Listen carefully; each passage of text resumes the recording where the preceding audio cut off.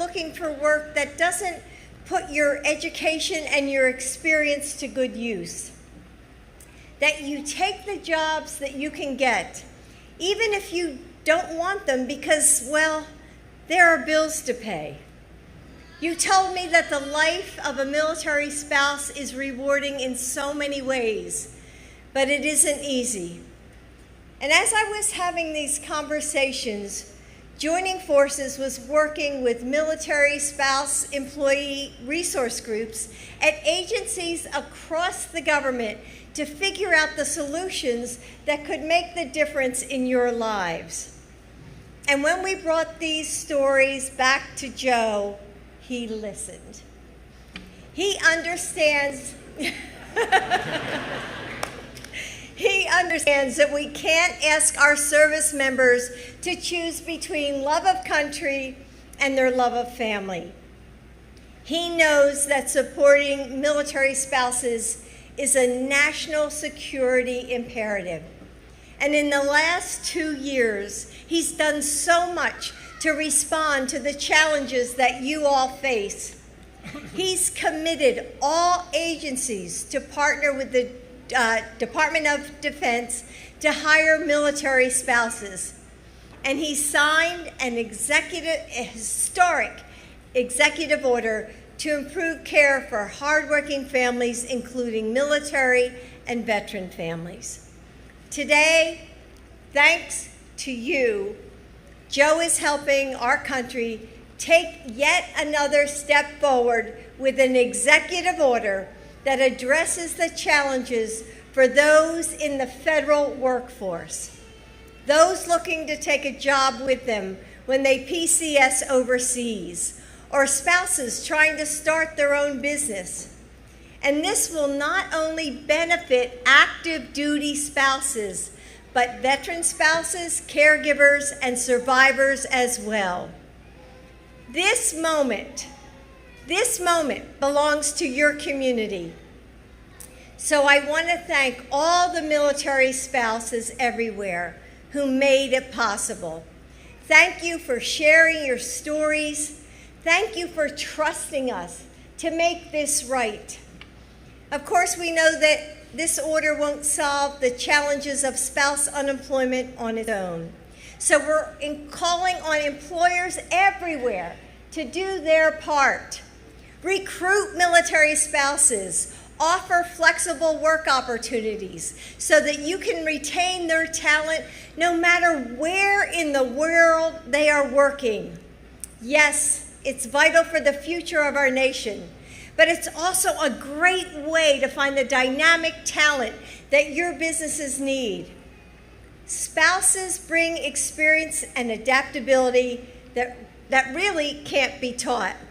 And when they get the opportunities that they deserve, our service members can do their duty, knowing that those they love most are able to thrive.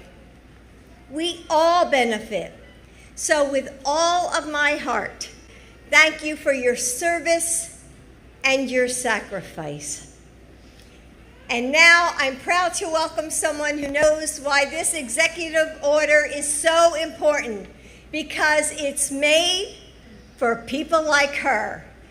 Tiffany, thank you for your service as an Army spouse and as a proud Womack Army Medical Center employee. Here's Tiffany.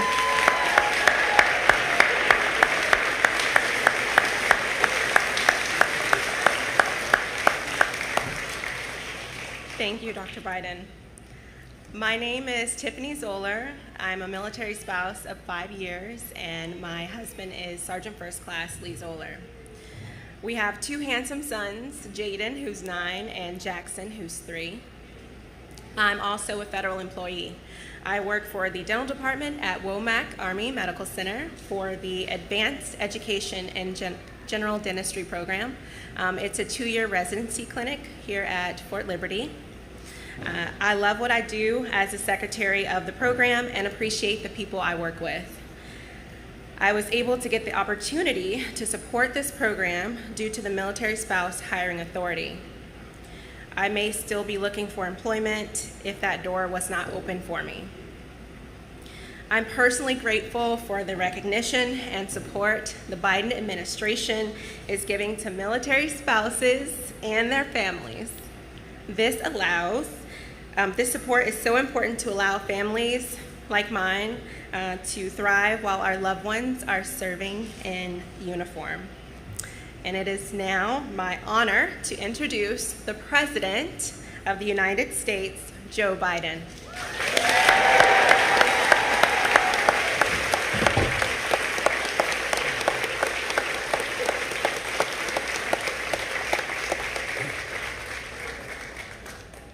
Hello, Fort Liberty.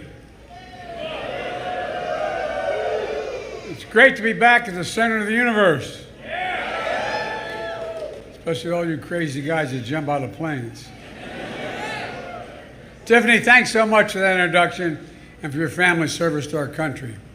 General Donahue, Command Sergeant Major Holland, general officers, the governor of the great state of North Carolina is here with us. Congressman from the district is here with us. It's an honor to be here with you this afternoon. I'm not going to take a lot of your time.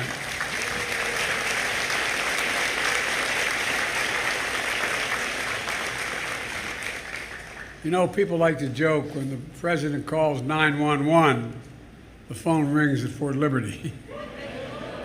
Well, that's not too far from the truth. When you answer freedom's call every time. It's you who take on so many of the nation's toughest missions. You deploy quickly and quietly. You risk your safety, protect the safety of Americans all across the world and all around the world. I've been in over 80 countries seeing how you work, and you're incredible.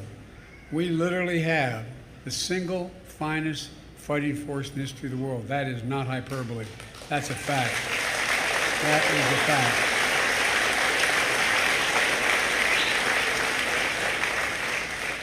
As the English poet John Milton once wrote, they also serve who only stand and wait. The years our son was in Iraq for a year, before that in Kosovo, I get up in the morning, see my wife who teaches school. She'd start earlier than I would, and she'd be standing there at the sink drinking her coffee, mouthing a prayer. Every one of you spouses knows what happens, what possible can happen when your son, daughter, husband, wife are deployed. Jill and I never forget the military spouses, caregivers, and survivors serve and sacrifice as well. We never forget that you've also answered the nation's call. And together, Jill and I and my entire administration has never stopped working to do right by your service. You know, we're with you at here at Fort Liberty, all the way, Fort Liberty. And I tell you what, as a nation, we have many obligations, but we only have one truly sacred obligation. And I used to get criticized years ago as a young senator when I'd say this, but not anymore. The most sacred obligation America has is to prepare those we send into harm's way and care for them and their families when they come home or deployed. Today, we're taking an important step towards fulfilling that obligation. This new executive order establishes the most comprehensive set of administrative actions in our nation's history to support the economic security of military families, veteran spouses, caregivers, and survivors. Actions that boil down into three main goals: more flexibility, more support, and more resources. I'll start with the flexibility piece. This executive order encourages all federal agencies to do more to retain military spouses through flexible policies. Policies like granting leave when their partner has to PCS, improving remote work opportunities for military spouses, including when they're stationed overseas. And it's just common sense to keep families together. It keeps the talent workforce together. And look, it enables our government to carry out its global mission. Second, the executive order means more support for military-connected families. Changing duty stations is already hard enough. You shouldn't have to navigate a complicated tax regulations or work requirements, but all by yourself just to do that. If you're certified in one state and your military should be certified in every other state when you move to that state. The first time, this executive order will enable spouses to seek advice on overseas employment issues through military legal assistance officers. You also need support to navigate challenges unique to military families. Challenges like juggling child care and work while your partner is deployed or when you're caring for an injured loved one. Too often, the people you work with, they just don't know. Not they don't care, they don't know. They don't know what you're going through. They don't know how it works. They don't understand everything you go through. That can be tough, and it can be even isolating. That's why this executive order establishes new training for federal human resources and hiring personnel to ensure that all our military and veteran spouses, caregivers, and survivors feel seen and supported. And finally, this executive order means more resources, especially when it comes to improving military families' access to quality, defendable, and affordable child care.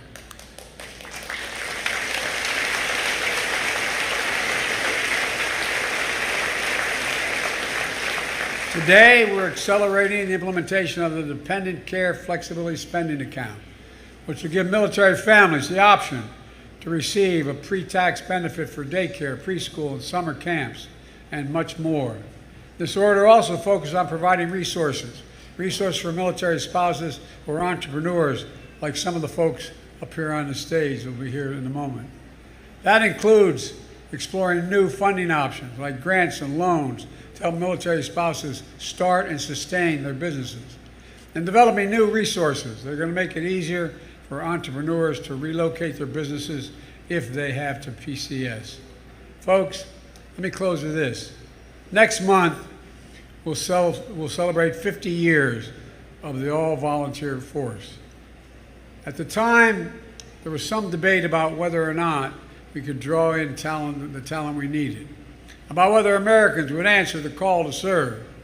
But 50 years on, we see so clearly all of you who raised your hand, all of you who volunteered, are the reason that our military today is the greatest fighting force in the history of the world, bar none. That's the reason. And the reason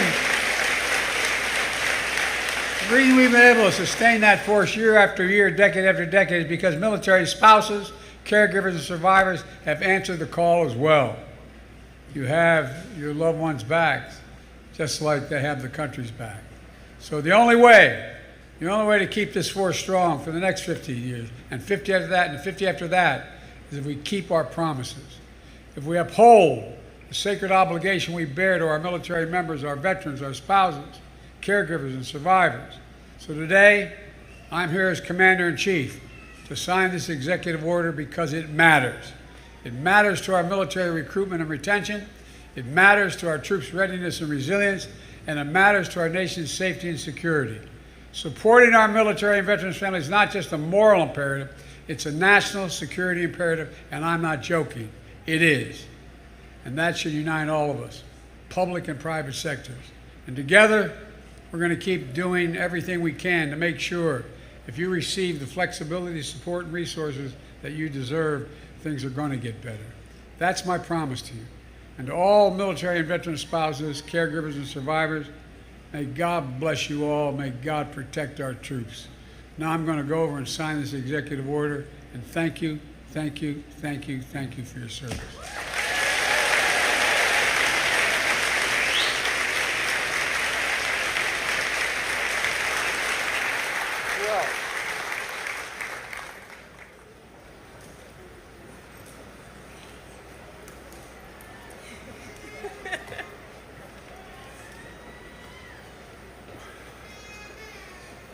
You got it, kid. Wow, that's a little. Come on up here. 12 days. Come on up. Does anybody want to stand over here? Everybody here? Yep, I think everybody's here. All right. Advancing economic security for military and veteran spouses, military caregivers, and survivors.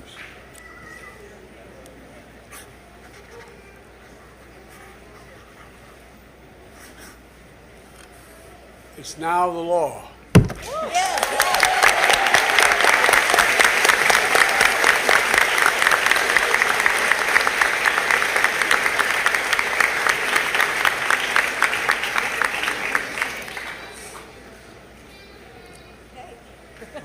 What's he going to do next? By